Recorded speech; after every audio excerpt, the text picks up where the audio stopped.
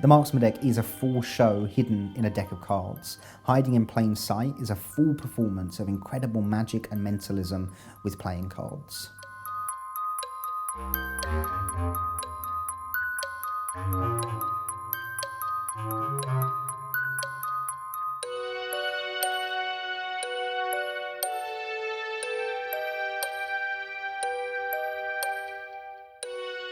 I bring with me a deck of playing cards, 52 pieces of paper that bring with them their own secrets, their own mysteries, their own strange power.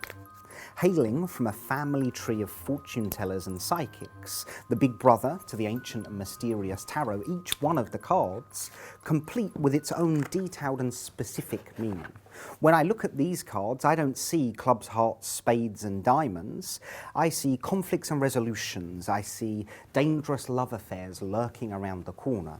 I see births, marriages and deaths, life from the cradle to the grave.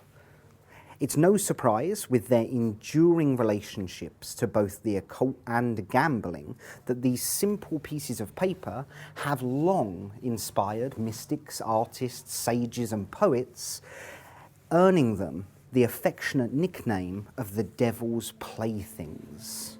And right now, you look like someone the devil would like to play with. In a moment, I would like you to allow one of these cards to find you. Now that sounds unusual, so let me explain what I mean by that. You might think you're the one doing the choosing. You might think you're the one picking the card. But let me tell you, in my experience, the right card always finds the right person. So all you need to do is to say the word stop as I drop the cards. It's completely up to you whenever you want. Stop. Perfect, right here. You're happy at this point? Yes. I would like you to look at that card and remember it. I'll look away so you can see that I can't see what the card is. You remember that one? Yes. Good. Whatever you do not forget the card. If you do, you will find yourself cursed for 1,000 lifetimes. So take this moment in your own mind to repeat the card a few times. Okay. Good. And I would like to do the same thing with you. As I drop the cards, simply say the word stop. Right here. Take a look at that card and remember it. I'll look away. You already know the gravity of forgetting your card, so say it in your own head a few times so you can be certain you'll remember it. Good? Excellent. Maybe it's the playing cards' enduring relationship with fortune telling that makes them so perfect for examples and tests of telepathy.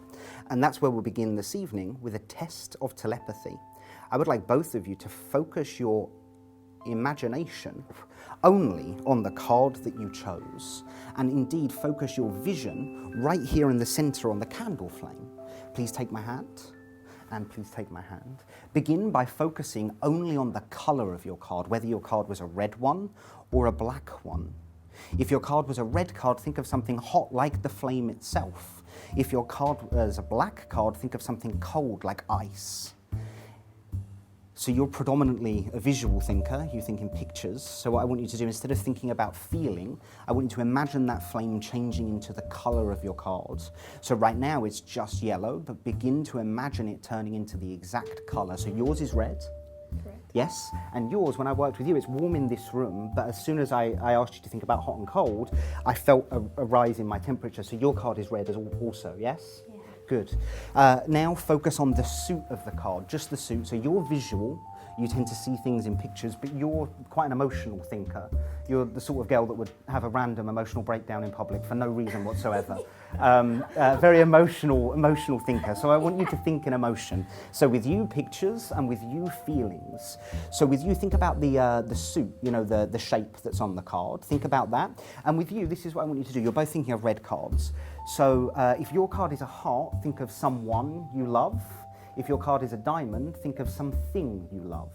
So sort of material over emotional connection. And with you, just think about it as a picture.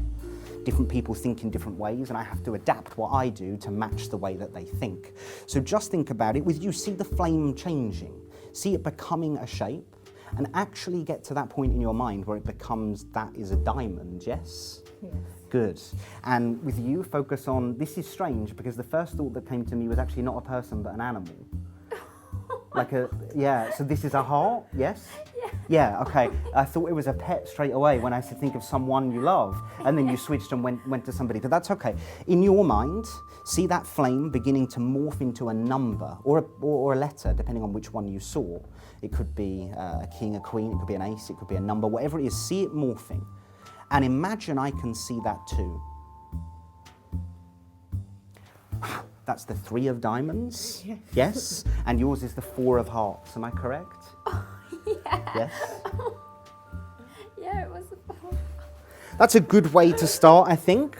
So the story starts, 15 or more years ago with me falling in love with Theodore Deland's automatic deck of playing cards.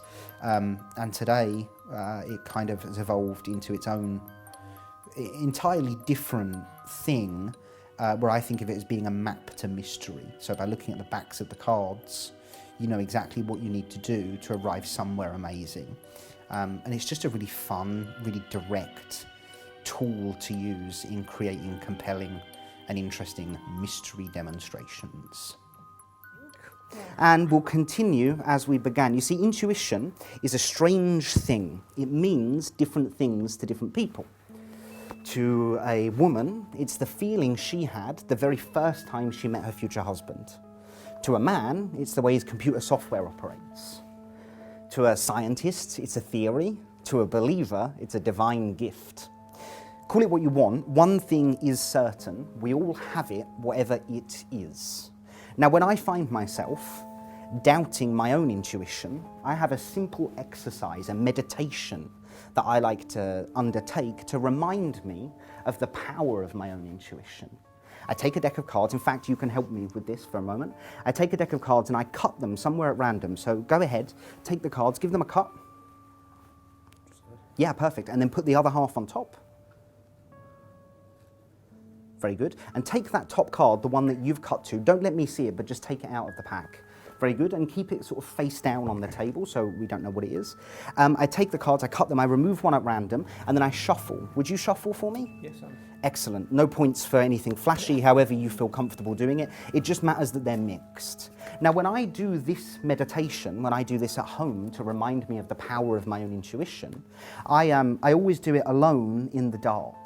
So while you're busy mixing those cards up, I'll be busy doing this. And when you're happy they are mixed, you can stop shuffling and hand me the cards. Amazing things happen when you sit alone in the dark. When you're happy they're mixed, simply place them face down with the backs facing up. Very good. You see, right now my goal is to allow my intuition to guide me to making a few interesting choices. Intuition is a strange thing. Like right now, I don't know why, but my intuition tells me to stop right here. If I'm in an especially curious mood, I might ask myself, why does my intuition tell me to stop on that card? But then I remind myself, who am I to question why a sunset is beautiful? Instead, I should simply play the game. I should simply allow my intuition to tell me what to do. I should simply allow it to tell me to stop right here. Now, maybe all of this has nothing to do with intuition. Maybe there is a perfectly logical explanation for why I feel the need to stop right there. And even if there is a logical explanation, I don't want to know. I'm reminded of the ancient sailors who navigated the seas using star maps that were completely inaccurate. Somehow, despite their faulty navigation, they always managed to arrive at their intended destination. Maybe all they needed was the map for them to take that leap of faith. My intuition told me to stop on 3 specific cards. I don't know why it tells me to stop there. I'll never know why it tells me to stop there, but it doesn't matter. It did. You took a card at the beginning, a card that at this point in time, only you know. Please take that card and place it right here. Yeah. I don't know why my intuition told me to stop on these 3 cards. All I know is that intuition really is a strange thing. So the story behind the Marksman Deck itself goes right the way back to when I was a teenager and I was demonstrating magic tricks, International Magic in London, my beloved magic shop. And I would stand behind the counter and I would perform the Deland automatic deck to people that came in that were interested in it. And every week I would think to myself, oh, I could do this or I could do that. So I started making my own version, which eventually became the Marksman Deck. One of the things that I'm really proud of with the Marksman Deck is that it's kind of an entire show in one deck of cards. So each one of the features of the Mark deck is actually a fully blown performance routine. So it's not just kind of full of bells and whistles for no reason. They're all kind of born from tricks that I really wanted to do for an audience and that I've been developing and in some cases doing since I was 15 years old. So there's sort of 15 or more years of thought and work that's gone into the actual performances of these tricks. But most of all, it's just a super fun, really easy to handle solution to performing in casual situations. You know, like I make my living from performing on stage, not in close-up environments. So if I perform close-up, if I'm performing in a small, intimate environment, it has to be fun and it has to be easy. Otherwise, why would I do it? Believe it or not all psychics wear gypsy costumes and have crystal balls. In fact, some of them have switched their gypsy costume for something far more aggressive, an army uniform. Soldiers, psychic soldiers, you see, governments around the world, English, American and Russian, have, believe it or not, spent millions of pounds on developing certain intuitive skills to the point of them being a weapon. There's something called remote viewing. Have you ever heard of this? No, remote viewing is a fascinating idea. It's the idea that a naturally intuitive person could somehow lift themselves out of their own consciousness to travel to a distant place to retrieve information from that place. So you can imagine if you were in the army, this could be an especially powerful gift. You could send somebody from where they were invisibly through the consciousness to a place full of secrets that you wanted to discover. So right now, I'm not quite at the point of military grade, but we'll give it a go anyway with the deck. I'm going to ask for your help on this. You can stay where you are, but what in a moment I'd like you to do is actually take the cards, I'll place them right here, and you'll cut a kind of small number of cards. It doesn't matter exactly how many you cut, less than half, but you know, a decent amount, and hold them flat between your hands. So you hold them perfect like this. Good. So right now in our test of remote viewing, we have somewhere else. The somewhere else is right between your hands. And we have secrets. The cards, whatever they might be, between your hands. So my job is to send my consciousness from this place to that place. But for a second, imagine that the somewhere else weren't just the place between your hands. Imagine that that was maybe a secret drawer in your bedroom. Things that you didn't want me to know about you. So you can see at that moment, this skill becomes very interesting. So to do this, unfortunately, I can't talk about it and do it at the same time. I kind of put myself into a trance, believe it or not, an altered state of consciousness. That's all a trance is. It's nothing strange and unusual. It's just a way to heighten visualization. So to do it, I use this. So right now, you have no idea about any of the information in between your hands. If I was to ask you, you couldn't know. Equally, if I was able to read your mind, it would be no use because your mind doesn't know the answer. So I have to literally send my imagination, my consciousness from this place to the other place. So bear with me for a moment.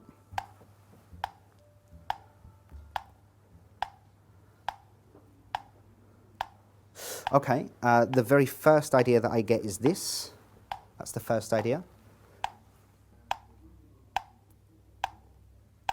Okay, the next idea that I get is this. And another idea is this. These are the thoughts that come to me, 15, 8, and 84. Now, they might not make immediate sense when it comes to playing cards, but I think I understand exactly what this means. You see, when I left this place and arrived in the other place, for everybody here, it doesn't seem like it takes that long, just a few seconds maybe, but for me, it feels like time is standing still. It takes much longer when you're traveling on the astral plane. You see, in fact, while I was there, I counted exactly how many cards you had. Please open up your hands. I'll take all of them. And let's take a look. The first thought that I had was 15, 1, 5. And you saw that came, yeah, that's 1, 2, 3, 4, 5, 6, 7, 8, 9, 10, 11, 12, 13, 14, exactly 15 cards. But the next idea that came to me was the number 8. That's because when I was counting them, I also decided to count how many of those cards were red. You see, I believe exactly 8 of those cards are red cards. Let's take a look. That's 1, 2, 3, 4, 5, 6, 7, exactly 8 red cards. Now 84, well, this is the interesting one. You see, I said that for me, when I'm traveling on the astral plane, it feels like it's taking much longer than for all of you guys. To be honest, I get to live 1,000 lifetimes. And I got so bored while I was in there that I decided to play a little maths game, a game of Sudoku. 84. You see, if we add every single one of these cards up, it will equal exactly 84. And I can prove it. 2 plus 4 is 6, plus 7 is 13, plus 3 is 16, plus 4 is 20, plus 6 is 26, plus 1, and ace is 1, is 27, plus 5 is 32, plus 9 is 41, 42, 43, a queen is 12, so 43 plus 12 is 55, 56, 57, 58, plus another 12 would be 70, plus 8 is 78, plus 6 is 84. Oh my goodness. It's just so crazy. I don't know how any of it was done, really. So when you had the total of all the cards that were in your hand, like, yeah. You can't explain it. You can't explain it. How can you know that it added up to 84? And so fast as well, that's the thing, it didn't take time. So the Marksman Deck is one of the interesting aspects to the Marksman Deck is that actually it requires almost no sleight of hand to do really direct and powerful demonstrations of mentalism and mental magic with cards. It's a tool that's scalable. It grows with the user. You know, I started developing these tricks when I was a teenager, and certainly as a teenager, maybe even younger than that, to be honest. But as a teenager, I had very limited sleight of hand ability, and the sad truth is now that as a professional mentalist, I have even less. You know, with very minimal sleight of hand skills, you can use the deck to produce really amazing results because the deck itself is based on psychology and on subtlety and on engaging in theatrical presentations. So really, providing that you can cut and complete, and providing that you can hold the deck in your hand, there's really nothing that can stop you from performing powerfully. You know, I believe, honestly, that if you can tie your shoelaces, if you can do that, if you can tie your shoelaces, then that's significantly more challenging than performing with this deck of cards.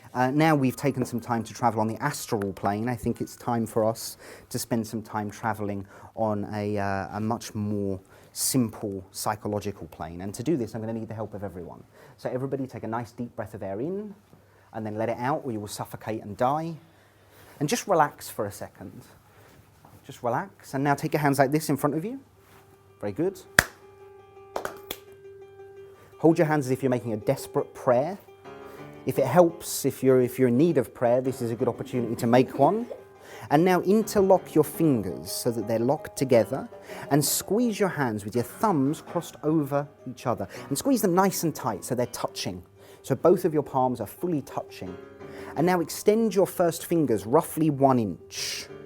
I want you to focus your attention, your vision at the space in between your fingers. As you begin to imagine the space is occupied by 2 magnets. Both of your fingers are magnetic as those magnets begin to draw your fingers closer and closer together. Closer and closer together. The more you try to fight it, the stronger that feeling of magnetism becomes, drawing your fingers much, much closer. And for some of you, when those fingers touch right here, those magnets will become so powerful that the more you try to take those fingers apart, the more difficult it becomes. As much as you try, they become stuck, bonded, fused and welded together so strongly that if you try to take them apart, Johannes, try to take those fingers apart, you'll find that you can't do it. The stronger you try, the more difficult it becomes. The more you try to take those fingers apart, the stronger they become glued, stuck and welded and fused together. Stuck, welded and fused together. You can put your hands down, you can put your hands down, and you can put your hands down. Each of you, try and take those fingers apart. You see, the more you try, the more difficult it becomes. Try to take those fingers apart. Try to take those fingers apart. try to take those fingers apart. Yours come free just like this, and completely free. Yours come free just like this, completely free. And yours become more and more stuck. In fact, so stuck that your whole hands begin to bond and fuse and weld. And if you were to try to take those fingers and the hands apart, it would become completely impossible for you. In fact, you start to find your legs stuck and fused and bonded to the chair. In fact, if you were to try to stand up, that would also be impossible. Yours come apart easy as that, straight away, completely apart. But for you, this is much more challenging. In fact, if you try to take your whole hands apart, it can't happen. The more you try, the more difficult it becomes. The more you try, the more difficult it becomes for you to take your hands apart. It's okay, don't get too panicked about it. You see, the more you try, the more difficult it becomes, until I do this, and then suddenly everything just becomes completely free. What was that like for you? What was that like for you? Really weird. Just weird, a weird feeling? Well, let me tell you. Panic, yeah. Oh, panic. Well, I mean, it's a great thing, because what it proves is actually that you have a fantastic ability to visualize. Because really that wasn't hypnosis, it was suggestion. It's the kind of thing a hypnotist would do to find out whether you could be hypnotized. And the more you respond to that, the more likely it is that you could become hypnotized in a more hypnotic state. It's a test of suggestion. I'm not going to hypnotize you, don't worry. You'll be keeping your clothes on for at least the next few hours. But what I would like to do is use something that's interesting about that suggestive state with you and the cards. You see, because by becoming more suggestible, you are open to stronger visualization. And visualization is actually the key to the door to intuition. So the more you can visualize, the more intuitive you are. I suspect that if I spoke to your friends, they'd say you were quite intuitive as a person. So this is what I'm going to ask you to do. In fact, Sunita, help me out for a second. Just push the cards together so you know that they're mixed up. Just, yeah, perfect. Just push them all the way in. That's it. So you know that they're shuffled. Good. And right now, I'm going to think of one of these cards. There's no way you could know the card that I'm thinking of. There's no way. But I'm going to think of one. And I'm going to keep that card strongly in my mind. And what I'd like you to do is actually reach forward. Maybe you can stand right here for me. I want you to reach forward and place your hand right on the edge of the deck, as if you were going to cut the cards, but not yet. Because in a moment I'll ask you to cut them, but at a very specific time. Okay. So I want you to take a nice deep breath of air in and then let it out. And now I want you to tense every muscle in your body. Every single muscle becomes tenser and stronger, almost as if it's made of an iron bar. In a moment, I'll ask you to relax, to allow every muscle to become free. And it's at that moment that you cut the deck, completely intuitively. You don't try and cut it at any specific place, just allow your intuition to guide you. So keep tensing those muscles, keep tensing them, and now release everything and cut the cards, wherever you would like. Very good. Now, right now, this is exactly where you cut the cards, completely intuitively. There's no way you could know that I was thinking, my card was the 5 of Hearts, by the way, the 5 of Hearts. There's no way you could know where that card is. From all of these cards, there's only one 5 of Hearts. Yes. I want you just to lift up the pile that you cut to and turn it over. Show me how successful you were. I think we have conclusive proof that we have an intuitive person right here. So if you're finding yourself in those kind of difficult situations of semi-formal magic, you sit there at the table, maybe with your friends, your family, or maybe with some sort of important clients after you've done the normal gig, and you kind of have this difficult scenario of sitting down and having to do this semi-formal magic with people right on top of you. Well, the Marksman deck for me is a lifesaver in that situation. It just comes out of my pocket and I can go. I can do a whole kind of show of really quite compelling, really theatrical magic, because the tool itself is so easy to use that in that moment I can focus on connecting with the people in front of me. So it kind of becomes a tool that is really useful in both casual environments with friends and family and so on, but also in professional performance as well, because it kind of fulfills a really difficult problem. It gives a solution to a really difficult problem of doing those kind of semi-formal close-up performances. And then, of course, I do use the Marksman deck in more formal, professional performance. So, you know, if I'm standing up on a kind of parlour show and doing a show of card magic. We'll try one more kind of unusual psychic skill, since this has been a kind of tour of the unusual psychic abilities. Have you ever seen one of these before? It's called a pendulum. It's a really interesting thing. I'm sure as a scientist you're aware of pendulum movement, and that's kind of what this is based around. But it does something truly remarkable. in fact, remarkable in the sense that I'll ask you to help me out. I'd like you to hold it just as I'm holding it right now, by the little bead on the top. Okay. Very good. And you can relax your arm. In fact, put your elbow on the table so you're not straining too much. And just focus your mind right here on the actual bob, the pendulum bob. That's his name. And now in your mind, imagine that that's moving in a circle. Just see it in your imagination beginning to move in a circle. And you'll find the stronger you think about it moving in a circle, it begins to move in a circle. The circle becomes wider and bigger and stronger as the movement continues to pick up momentum, as you continue to really think about it moving in a nice, wide, powerful circle. But the really amazing thing is, right now, if we were to imagine that it wasn't moving in a circle, but it began to move in a straight line, you'd find that also it will do exactly what you tell it to do. Just by thinking about it, it begins to do exactly what you want it to do. Strange.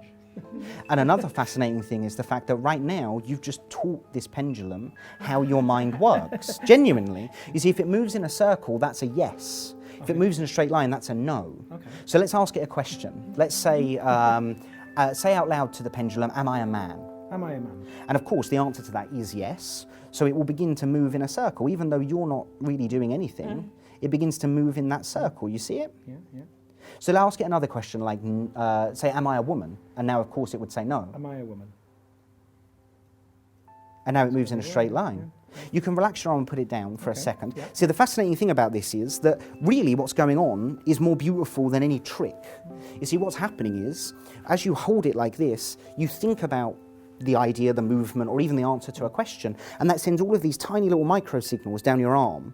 Those microsignals are then amplified right the way down the chain, which causes it to move.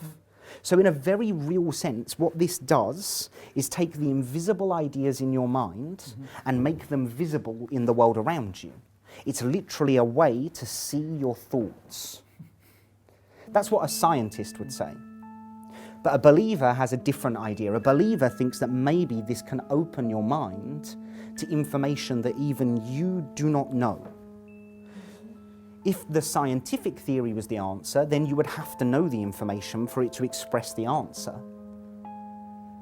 So let's see if we can take this. So you shuffled, and what I want you to do is to cut the cards and complete. So reach down, cut some off. Very good. And then put those on top. And then take your card and place it right here, the top card, the one that you cut to randomly. Very good. And I'm going to ask you to take the rest of the cards and place them inside of their box. So just pick everything up and put it in the box. And can I use that glass that's right here? Can you pass that to me? Thank you. So right now, we'll leave the cards right here. Place your hand on top. Good. So this is the card that you have chosen. You could have chosen any one. You shuffled them, you cut them. This is the random card we end up with. Right now, every card in the pack has a mate. For example, the Ace of Spades, its mate is the Ace of Clubs because it's the same value and the same colour. Does that make sense? Like twins almost in the deck. We're going to see if our pendulum might be able to find the answer to where this card's twin is resting. To start with, all I have to do is allow the pendulum to become active. So as we know, a circle means yes. That means it's willing to answer the question. So that's a nice strong yes straight away. And now I place it inside of here and I just ask it, tell me where it is. Where is the card?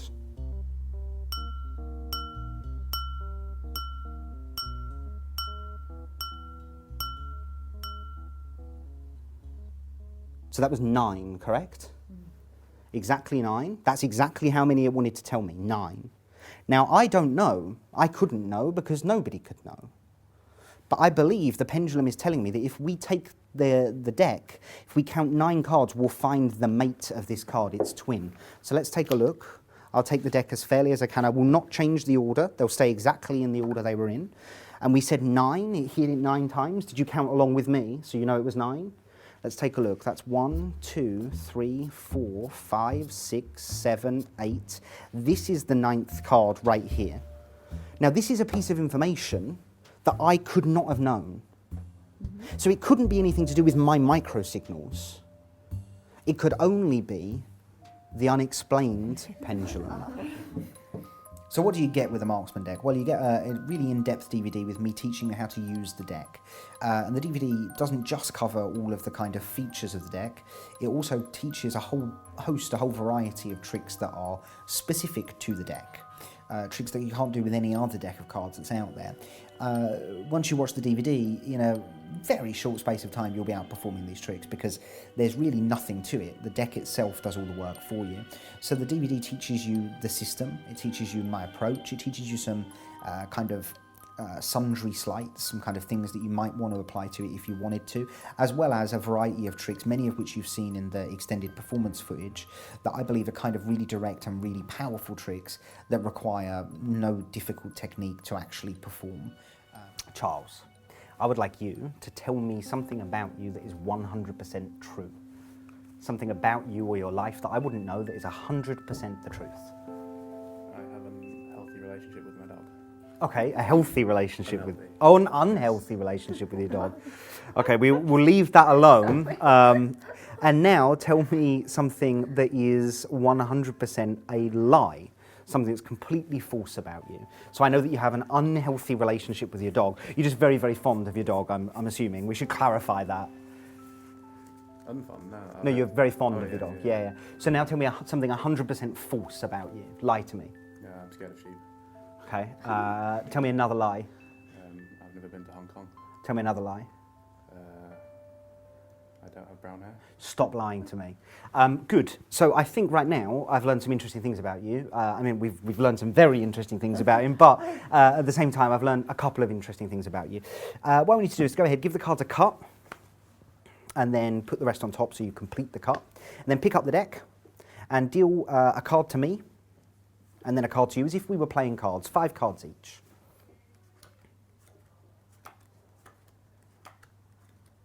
Perfect. Now, you have a choice of whichever hand you would like. You can have the one here or here. I'm not going to use a hand, so which one would you like? This one. Okay, perfect. So take your cards and sort of spread them out so you can see them. Maybe actually just look at the one on the very front to start with, just the one on the very front. And I'm going to ask you to either tell me the truth or lie. It's completely up to you as to what that card is. Now again, it's your choice. You can either tell me the truth or lie, but I believe now that I'm capable of working out whether you're telling me the truth or lying. So what card are you looking at right now? Tell me. 10 of hearts. The 10 of hearts. the 10 of hearts. So that's either the truth or a lie. I think you are generally quite an honest person. I feel like this is the truth. Is that the truth? Yeah, you can put the 10 of hearts right there. So now tell me the next card that you're looking at. You can tell me the truth or lie. It's completely up to you. 4 of spades. Again, very little deviation. That's the truth. Put the card right there. Look at the next card. You know what? You can tell me the truth or lie. What colour is that card? Red. That's the truth. Now tell me, look at the next card. You can tell me the truth or lie, and we'll do it in stages. So what colour is that card? Red. Ah, that one's the lie right there, but don't show me the card. So now, you just told me a lie. That is a black card, not a red card, you liar. But now, it's up to you. You can either stick with your lies that we're all catching you on, or you can tell the truth. What suit, what shape is on that card? Is it a club, a heart, a spade, or a diamond? You tell me, but you can tell me the truth or lie. Diamond. Okay, that's a lie, very clearly. So what's interesting right now is, let's think about this. So you could have told the truth or lie, but you chose to lie about the colour, and you chose obviously to lie about the suit. So, but you went with a diamond. Now diamond is quite sharp and angular, it's just straight lines. So what men tend to do when they tell a lie in this situation is go as far away as they possibly can from what the truth of the situation is. So they'll say, you know, no, I wasn't even in the same building as her, honey. You know, like they'll go crazy as far away as they can. So my guess is that this card is a club that you're looking at. So now you can tell me the truth or lie about the value of it, whether it's ace right the way up to jack, queen, king. So tell me the truth or lie, what is the value of that card? 9. That is the truth. Show me the 9 of clubs, you can put it right there, good. Which only leaves one last card for us to deal with. Place that card face down on the table.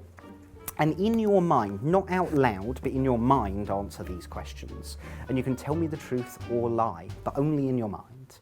So is that card red or black? Okay, you just told me the truth in your head.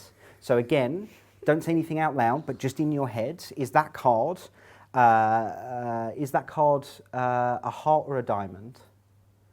You'd lied that time and then switched back to the truth straight after. You told me initially you thought, I'm going to try and tell him it's a heart. but then you switch to the truth, which is it's a diamond, you sort of second guessed yourself. To start with, you just went straight with the truth. In your head, you said red. Then you sort of went in your own mind, it's no, diamond. That's literally that much came out, so it's a diamond. And now in your mind, tell me the value. You can either tell me the truth or lie. You're telling the truth again. You're a naturally honest person. And if you are telling the truth, that should be the Queen of Diamonds. Turn it over and show me. And there it is, the Queen of Diamonds. So we learned that you have an unnatural relationship with your dog and that you're a naturally honest person. So that's a good thing. So even if you do own marked decks already, I'm a big collector of marked decks. It's one of the first things in Magic I ever discovered was a marked deck of playing cards, and I've always been sort of fascinated by the different techniques of marking cards. So if you own a whole collection of marked decks already, you might be thinking, well, why do I need the Marksman deck? Well, the truth is, even though it uses the technology and the kind of secret technology of a marked deck as its core methodological principle, it's not really just a marked deck. Sure, if you do hundreds of tricks with marked decks already, there's nothing in the world that stops you from using the Marksman deck. You can take it right out of the box and do all of those tricks straight away. But that would kind of only be using it to go 10 miles an hour when you could be going 200 miles an hour. So while it is using the core methodology, the technology of marked cards to bring about its central method, the truth is it's a utilitarian tool that gives you a kind of, without exaggeration, never-ending flow of really effortless, really direct mentalism and magic with cards with very little effort. So while it uses the technology of a marked deck, it's more than just a marked deck. It's actually an entire show that fits in the card box in your pocket that's waiting and ready for you to use whenever you want to do something really amazing. How often do you wonder what someone else is thinking? All the time. All the time. Do you think it would be good if you could understand the thoughts of someone else? Well, let me tell you, at first you think it's good, but maybe at times it's kind of a curse that you come to regret. We're going to try a really simple, practical application of seeing through somebody else's eyes.